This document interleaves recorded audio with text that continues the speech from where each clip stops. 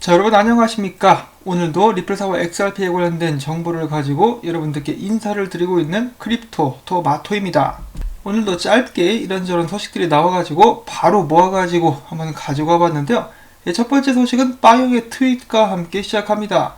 이 지불을 하는 것은 이메일을 보내는 것만큼 쉬워야 한다.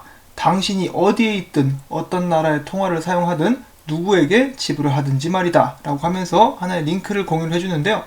바로 리플사가 이번에 페이아이디에 가입하게 되었다는 것입니다. 그들이 말하기를 리플사는 전 세계 40개 이상의 회사들과 비영리 단체들과 함께 오픈 지불 연합인 페이아이디에 속하게 되어서 함께 혁신에 참여하고 모두를 위한 국제 지불 단순화에 동참할 수 있게 되었다. 글로벌 상호 운영성의 다음 단계라고 볼 수 있는 연합 페이아이디에 대해서 알아보셈이라고 하면서 관련된 소식을 전하고 있습니다. 자, 그러면 페이아이디는 무엇이냐? 이 아이디라는 부분만 딱 보셔도 짐작을 하실 수가 있겠지만은 페이아이디는 인터넷상에서 정보를 주고받는 것처럼 간편하게 송금 서비스를 이용할 수 있도록 지원하는 결제 솔루션입니다. 이 도메인을 아이디처럼 생성해가지고 법정화폐와 암호화폐를 주고받을 수 있게 된다고 합니다. 또한 리플사 같은 경우는 지금 현재 파트너십들이 350여 개가 있는데 이 리플넷의 페이아이디를 통합시키겠다라는 방침을 밝혔다고 합니다. 지불을 더욱더 단순화시키기 위해서 계속해서 이제 시스템을 발전시켜 나가고 있는 리플사의 모습이라고 볼 수가 있는 것이겠죠. 실질적으로 시스템을 발전시키기 위해서 열심히 노력을 하고 있다는 것을 알 수가 있는 그런 부분인데요. 자, 그러면 이 페이아이디에 어떤 회사들이 지금 속해 있는지 잠깐 동안 보도록 하겠습니다. 리플사와 연관이 있는 회사들도 많이 있는데요. 첫 번째로는 지금 현재 ODL을 열심히 활용하고 있는 머큐리 FX 같은 경우도 이런 리플사의 트윗을 공유하면서 본인들도 페이아이디에 참여하고 있다고 밝혔고요. 자, 그 다음에는 코인스타PH도 페이아이디에 참여합니다. ODL 파트너 거래소라고 볼 수가 있겠죠. 그 다음엔 스프링의 이슨빌드 같은 경우는 페이아이디에 스프링이 참여하고 있는 것 같지는 않지만은 트윗을 공유하면서 이렇게 페이아이디에 대해서 이야기를 해주고 있고요. 그 다음에는 XRP 기축 거래소이자 리플사의 열렬한 지지자인 비추도 페이아이디에 참여하게 된다라고 밝혔습니다. 자, 그 다음에 이 시그넘뱅크 같은 경우는 리플사의 파트너 은행은 아닙니다만 스위스에서 암호화폐를 지원하는 은행으로서 XRP 역시 지원을 하고 있는 그런 은행인데 마찬가지로 페이아이디에 참여한다라는 소식이 나왔었고요. 국제 암호화폐 거래 플랫폼이죠. 크립토닷컴도 이 페이아이디에 참여한다라고 소식을 전해왔습니다.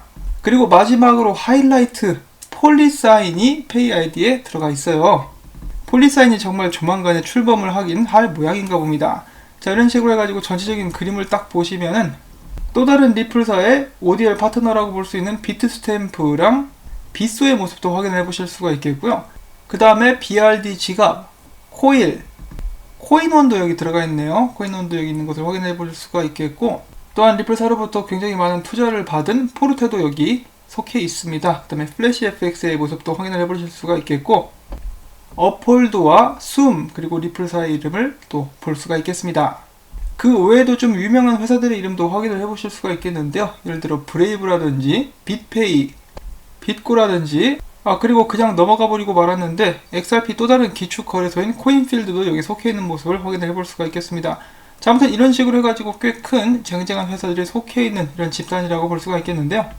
리플사가 앞으로 이들과 함께 연합을 해가지고 어떤 식으로 지불을 발전시키게 될지 그런 부분도 기대를 해볼 수가 있겠고, XRP의 활용이 더욱더 많이 될 수 있기를 바라봐야 될 것 같습니다.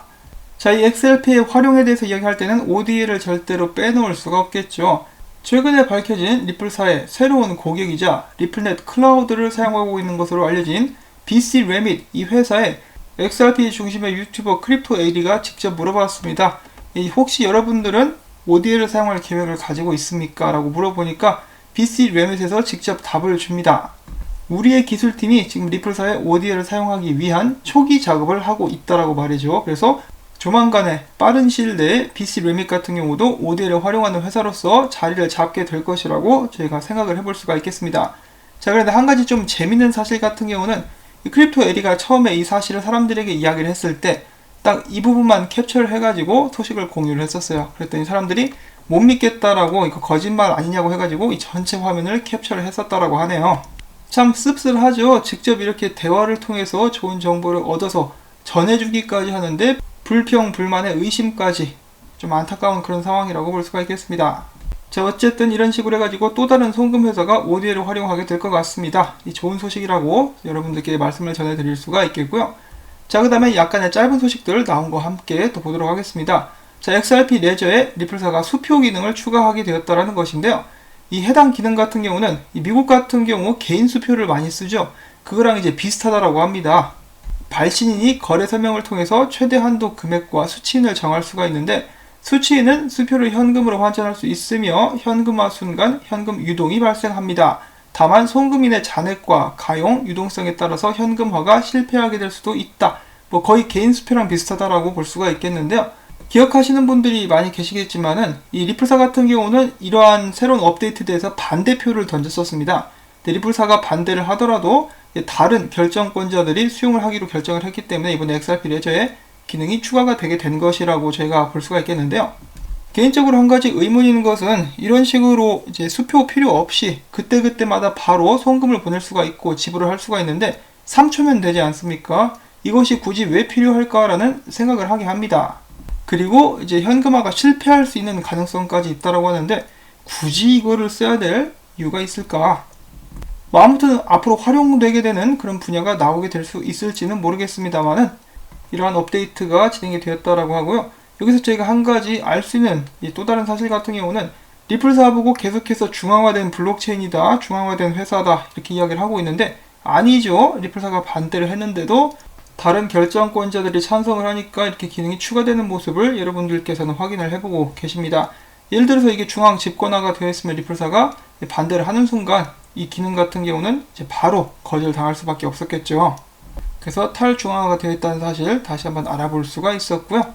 자, 그 다음에는 이 브리언 메디건 씨, 리플사에서 글로벌 기관 시장 총괄을 맡고 계신 분이죠. 이분이 이번에는 비트코인에 대해서 의견을 전했습니다. 뭐 빵영이 한 이야기랑 비슷한 말이라고 볼 수가 있겠는데요. 비트코인은 이미 가치 저장 수단과 글로벌 경제 리스크 해칭 수단으로서 입지를 다진 상태다. 지금까지를 서막이라고 한다면은 비트코인은 장기 상승을 맞이할 준비가 되어 있다. 만약 암호화 자산 중 어떠한 것이 믿을 만한 안전 자산이냐고 묻는다면은 단연코 비트코인이라 답할 것. 그의 핵심 가치를 가치 저장의 개념으로 정의하자면은 가장 훌륭한 사례가 될 수 있을 것이다. 이 시장은 투명한 것을 좋아하고 그것 때문에 비트코인이 많은 관심을 받고 있으며 비트코인은 예측이 가능하다? 진짜? 자, 아무튼 계속해서 읽어보자면은 우리는 어떤 일이 벌어질 것이며 언제 벌어질 것이라는 것을 이미 알고 있다. 비트코인의 지속적인 가치 상승을 보아왔으며 이러한 이유 때문에 비트코인과 기타 암호화폐의 미래를 낙관적으로 볼 수 있겠다라고 이야기를 했습니다. 자, 최근에 블룸버그 같은 경우는 비트코인이 가치 저장 수단과 글로벌 경제 리스크 해칭 수단으로서 그 지위를 잃었다라고 이야기를 했는데요. 그와는 정반대의 의견을 보여주고 있는 브리언 메디건 씨라고 볼 수가 있겠습니다.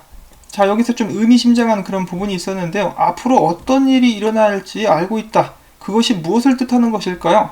아무래도 이 달러를 비롯한 전 세계 여러 법정 화폐들의 무제한 양적 완화를 지칭하면서 그들의 가치가 떨어지게 될 것이다 라고 예측을 하는 것은 아닌지, 그와 동시에 자산들이라든지 비트코인과 같은 암호화폐들의 가격은 가치는 올라가게 될 것이라고 생각을 하고 있는 것은 아닌지 싶습니다.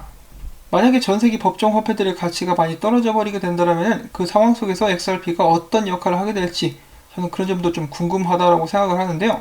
물론 XRP는 법정 화폐들 사이에서 브릿지 커런시로서의 역할을 하는 것이 목표일 뿐만 아니라 각기 다른 암호화폐들 사이에서도 브릿징 커런시 역할, 그리고 토큰화된 자산들 사이에서도 브릿징 커런시 역할을 하는 것을 목표로 하고 있습니다.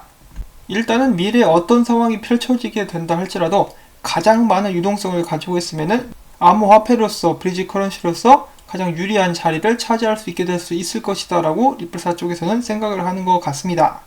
지금 그렇게 하기 위해서 열심히 노력을 하고 있는데요. 다만 이제 이 기사에서 여러분들도 약간 놀라셨겠지만은 이 비트코인을 굉장히 긍정적으로 낙관적으로 보고 있죠. 모든 암호화폐는 결국 각기에 맞는 실사용예를 찾아야만 앞으로 살아남고 발전할 수가 있을 것인데, 그런 면에서 비트코인은 가치 저장 수단으로서 어느 정도 자리를 잡았다라고 리플사 쪽에서는 인정을 한 것이 아닌가 싶습니다.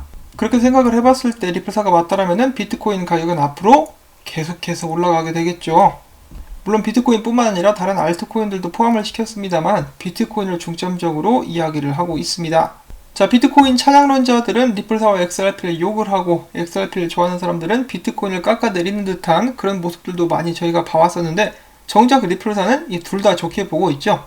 저 역시도 비트코인과 XRP 둘 다 중요한 암호화폐로서 그 가치를 지켜나가면서 같이 성장할 수 있기를 바라봅니다.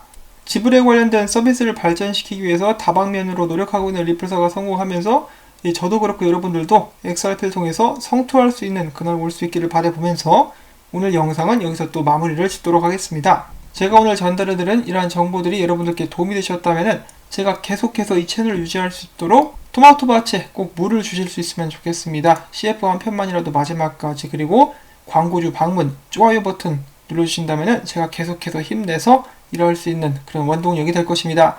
다시 한번 여러분들께 감사의 말씀 전해드리면서 전 여기서 인사를 드릴게요. 행복한 금요일 되시기를 바랍니다.